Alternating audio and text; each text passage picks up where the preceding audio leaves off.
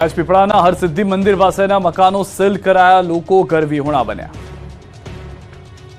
નર્મદા જિલ્લાના રાજપીપળા શહેર ખાતે આવેલ પ્રસિદ્ધ માં હરસિદ્ધિનું મંદિર પાસે રહેતા લોકોના મકાન સીલ કરી દેવાયા। ગરીબ લોકોના ઘરને તાળું મારી દેવાતા લોકો બેઘર થઈ ગયા।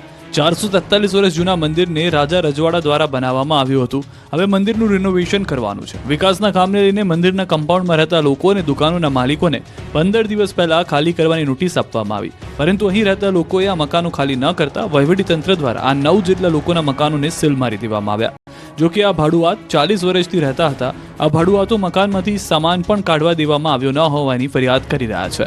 મંદિરના વિકાસ માટે ભાડુઆતોના મકાન ખાલી કરવા માટે 2 વાર મામલતદાર દ્વારા નોટિસ આપવામાં આવી હતી અને નોટિસ પીરિયડ પૂર્ણ થઈ ગયા બાદ પણ મકાનો ખાલી નહીં કરતા સીલ મારી દેવામાં આવ્યું છે। હવે 9 ઘરના લોકો ઘરવિહોણા થતા રસ્તા પર આવી ગયા છે। એમની માંગ છે કે હવે એમને વૈકલ્પિક વ્યવસ્થા કરી આપવામાં આવે। ખાખી વર્દી માટે હજારો ઉમેદવારોએ કડકડતી ઠંડીમાં લગાવી દોડ।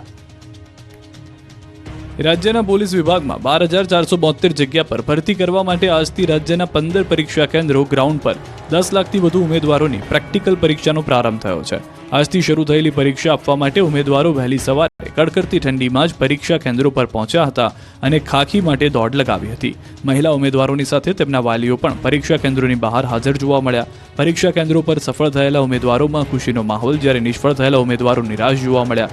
જોકે આ સમયે અન્ય ઉપસ્થિત પરિવારજન અને ઉમેદવારો એકબીજાને દિલાસો આપતા દેખાયા। પોલીસની 12,472 જગ્યાઓની ભરતી માટે 16 લાખ ઉમેદવારોએ અરજી કરી। જોકે બિન હથિયારધારી પોલીસ સબ ઇન્સ્પેક્ટર અને લોકરક્ષક કેડરમાં 10,73,786 ઉમેદવારો કન્ફર્મ થયા। સુરત, અમદાવાદ, ભુજ, ભરૂચ સહિતના કેન્દ્રો પર યુવાનો વહેલી સવારથી પહોંચી ગયા। દોડીને પરસેવો પાડ્યો। કામરેજ તાલુકાના વાવ ગામમાં SRP ગ્રુપ 11ના પોલીસ પરેડ ગ્રાઉન્ડ પર 700માંથી 350 ઉમેદવારોએ શારીરિક કસોટી આપી। ભરતી પ્રક્રિયા 8 જાન્યુઆરીથી 1 માર્ચ સુધી ચાલશે। ભરતીને લઈને 384.1 મીટરની લંબાઈવાળું ગ્રાઉન્ડ તૈયાર કરાયું છે, જેના ફરતા 5 ચક્કર લગાવી ઉમેદવારોએ 5 કિલોમીટરની અંતર 25 મિનિટનું પૂર્ણ કરવાનું રહેશે। 1 માર્ચ સુધી અહીં 69,000 ઉમેદવારો પરીક્ષા આપશે।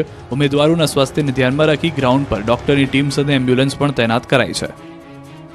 બનાસકાંઠામાંથી દિયોદર ઓગળ જિલ્લાના વિભાજનની માંગ સાથે સતત 7મા દિવસે ધરણા પ્રદર્શન યથાવત છે। દિયોદરમાં આરામગૃહ આગળ બીજા દિવસે પણ સ્થાનિકો અને વેપારીઓ ધરણા પર બેઠા। સરકારનો નિર્ણય અન્યાયભર્યો હોવાનો વેપારીઓએ આક્ષેપ કર્યો। જિલ્લાના વિભાજનને લઈને કાંકરેજ, દિયોદર, ધાનેરાના ધારાસભ્ય સહિત આગેવાનો સાથે પ્રભારી મંત્રી બળવંતસિંહ રાજપૂત સાથે બેઠક યોજાઈ હતી।